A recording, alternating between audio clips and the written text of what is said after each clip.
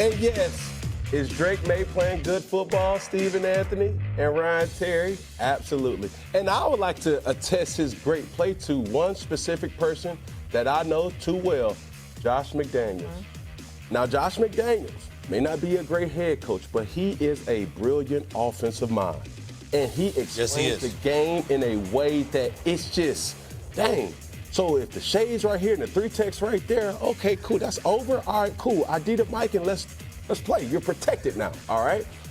The thing that I have a problem with is if you keep playing sorry scrubs, then you're going to have this falsetto of a mentality going into the playoffs, and it has one and done written all over it. Give me the Indianapolis Colts, because the same questions that I have for Indianapolis, or should I say Carly Ursay's Indianapolis coach, she's doing a damn good job with that. Fact. When you talk about them, the same questions still arise when you're talking about the New England Patriots. How will their quarterback perform in Indiana Jones? Now, when you have Mrs. Well, as former MVP of the league, Cam Newton, Patriots quarterback, listen to these tweets. One thing I'll give Cam Newton credit for, accomplishing nothing in the playoffs. Definition of a middle of the ball for QBs. And Debbie Gibson, one-hit wonder.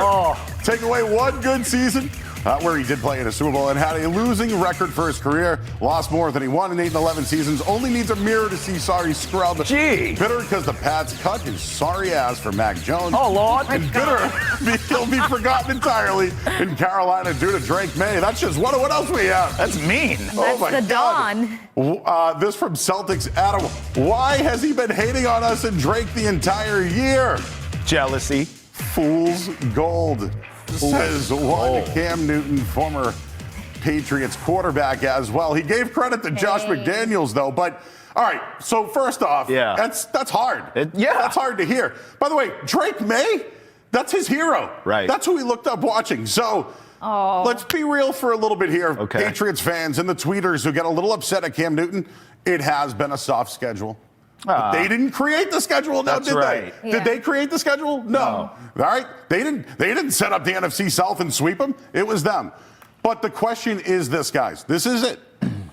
Are they a good team, or have they just feasted on bad competition? I mean, bro, they play who they play. Like you said, they don't make the schedule. What do you want them to do? The schedule's easy, so just give us the Super Bowl. That's not how this works. They have to play who's on the schedule. They were a horrendous team the last 2 years. You get last place schedules. That's how this stuff works. Right. And then next season, they'll be on primetime every single week, and we'll see what happens. But let's cross that bridge when it comes.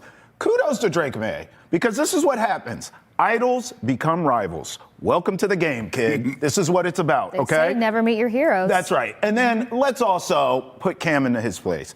He's not a scrub, as the tweet says here. That's ridiculous. This guy is a great quarterback, or was a great quarterback. However, how can you stand up there on national TV Monday through Friday and call anyone a fool anything with them damn Dr. Seuss hats you be wearing? Okay? You're a fool. How's that sound? Go ahead, Case.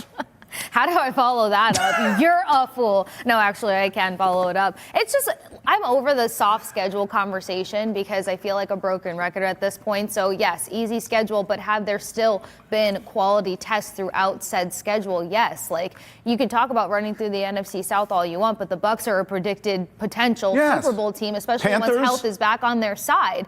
Then you're talking about them being able to supersede a Bills team that just put a beating on a Bucs team. So they have had enough tests to say, where does the talent actually lie? That doesn't mean that flaws are not throughout this team, but we're barely halfway through the season, or right at the halfway checkpoint, and you're talking about seeing how they respond to coming off of a bye week. Are they going to be sluggish? Are they going to need time to get back into a rhythm? So they're still being tested enough. The biggest question mark for this team is, can they establish a run game so that they can compete against certain teams? But the growth here is Drake Maye, and having a quarterback that can do everything that you ask of him, it's a lot of teams further along. Well, according to Cam, that's all Josh McDaniels. It has nothing to do with Drake. Joe, I want to add this. Mental. I know. I want to add this to what Casey said, because she said Bills and Bucks, check. Quality wins. You look back now, that Panthers win looks better than we thought at the time. At the time, we were like, another easy team. Go check the NFC South standings. The Panthers can win that division. That's a winning team. Yeah. So all of a sudden, that looks like a quality win. I just think, You can only play who's on the schedule, Joe. What do you want them to do? Yeah, I'll say this. 7 of their 11 wins, or of the 11 games, 7 of them are under 500. And at the end of the year, they're going to play 11 teams under 500. Let's just say it's an easy schedule. Right. It's an easy schedule. I'm fine with it. It's okay. I'll say it. But Cam Newton, here's another thing I wanted to bring up. All right. Isn't he still a big name when it comes to the league, right? Yeah. I don't know if he still has that clout, but the Patriots brought him in to be the guy after Tom Brady because he had that swag about him, right? That's right. Mm-hmm. So if he's thinking it, what's the rest of the people thinking? The media came out with their rankings. They're barely top 3. No one has them number 1. Right. Are the Patriots a top 3 team in the NFL right now? Yes. Whether it's the schedule or not. My only thing is, does everyone feel this way if Cam Newton's also saying it?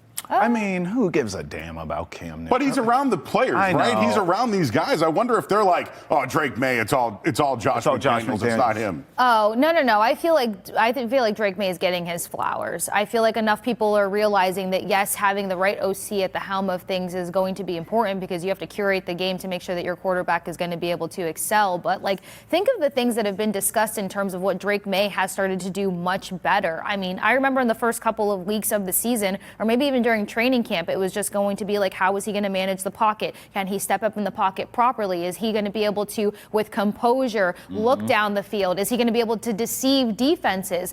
And while those were some of the first presented questions, you didn't particularly see it in the first couple of weeks, but you started to see that growth come along. Yep. I mean, we thought that this was going to be a little bit more run dependent so that he can avoid a sophomore slump and have time to get acclimated under Josh McDaniels, and it's been the opposite. Yeah. So to be able to kind of throw a curveball at him and be like, hey, we need you to be good at this while we try to figure out this, and for him to rise to the occasion, that speaks to the quarterback. Great point. I'll also say this, in the interest of time, I'm not going to go through these games, but I'm literally looking at the Colts and the Broncos' remaining schedule. It is murderer's row, okay? So back to the schedule thing. Sure, Joe said it.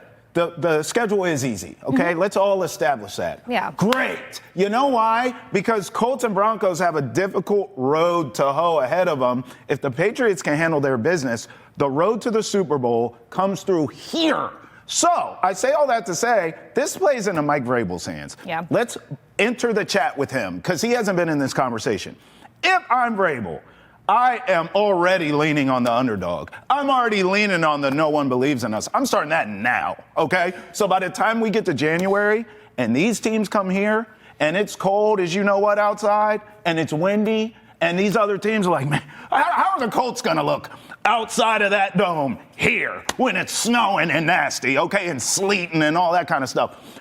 Denver's a good team. I'll give it to them. But I'd much rather see them if they come here. So easy schedule be damned. You have an opportunity, Patriots, to be at home for the entire playoffs, to have home field throughout. If you have that, I think Vrabel can lean into the us against the world, and we may get a Super Bowl run out of it. One thought that came to mind is just a couple of years ago, and of course I take it to this, but the NFC South's been one of the weakest divisions for how long? Yeah. And you're talking about an NFC South that has had playoffs and then a Super Bowl champion in the Tampa Bay Bucks just a few short years ago when they were literally crapping on how pathetic being the key word there for the NFC South, and they end up winning a Super Bowl versus the Chiefs.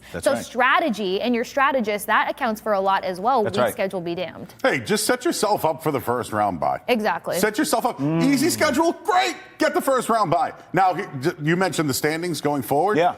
They can lose to Buffalo, win out, and still win over Buffalo. What about Baltimore? So Baltimore is going to have to win their division, right? But now Aaron Rodgers is hurt, et cetera.